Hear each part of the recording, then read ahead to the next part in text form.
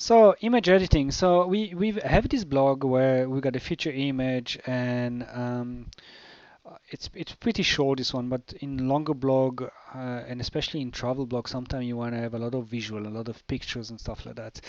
So there's a couple of things that are important to keep in mind. Is first of all is the size of the image, and it goes both way. Too small, and then if you take an image size which is naturally, I don't know, 300 by 200, which would be actually what my mouse depicts now, and you're trying to stretch it over that distance, it will be very pixelated and look quite cheap.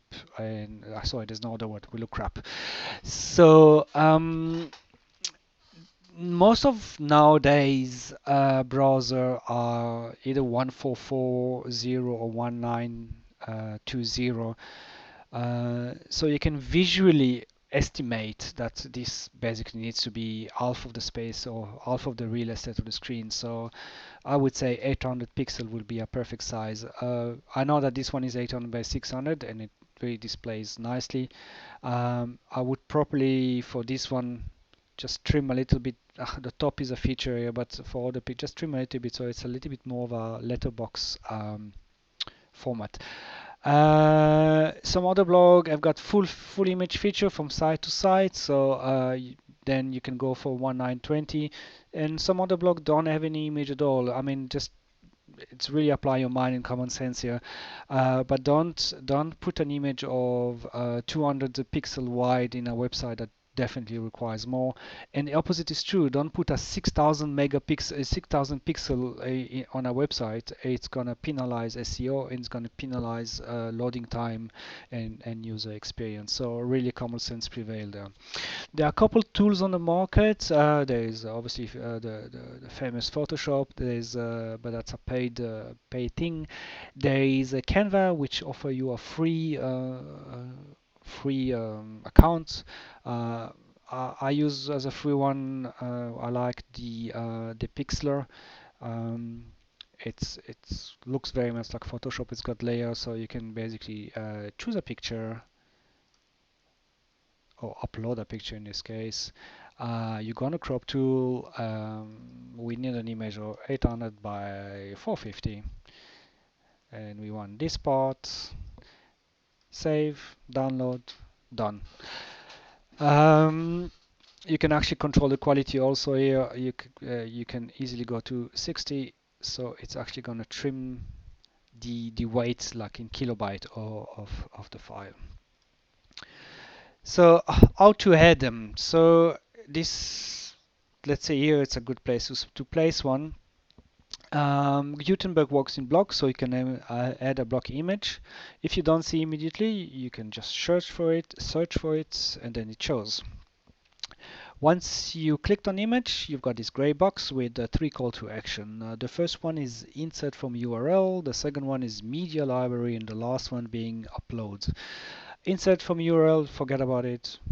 It doesn't exist. It's not there. It's not a viable option.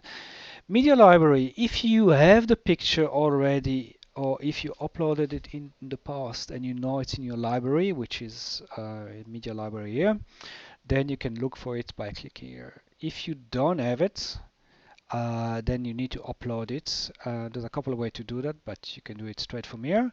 So let's actually take this image, download it. There we go. And let's upload it.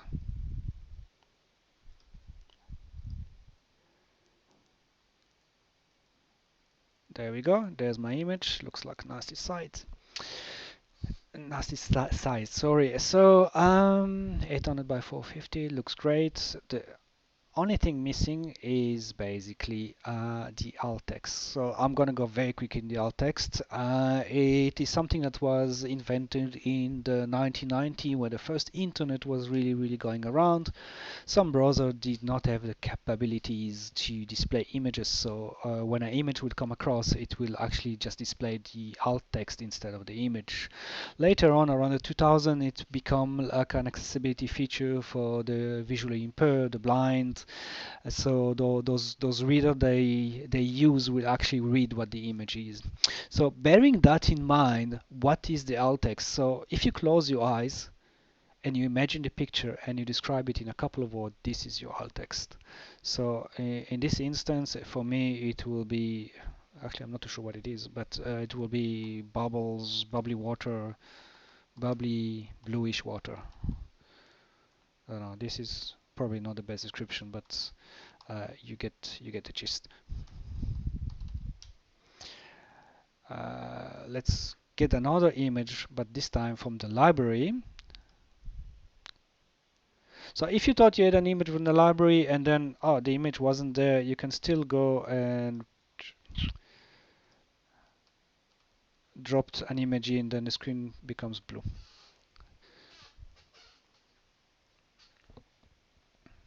Okay, well, let's take that one. It's the same one anyway. So we got this image, and we still need to put the alt text, and this one will be, close your eyes, I think it will be wild horses running in the twilight. There we go. And that's about it for the image. Thing to remember, correct sizing. Too small looks really pixelated, not good. Too large, it compromises the website.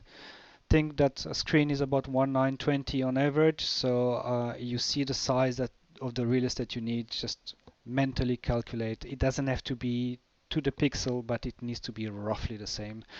If the developer is giving you dimension for the website, then use those definitely. Otherwise, just use common sense.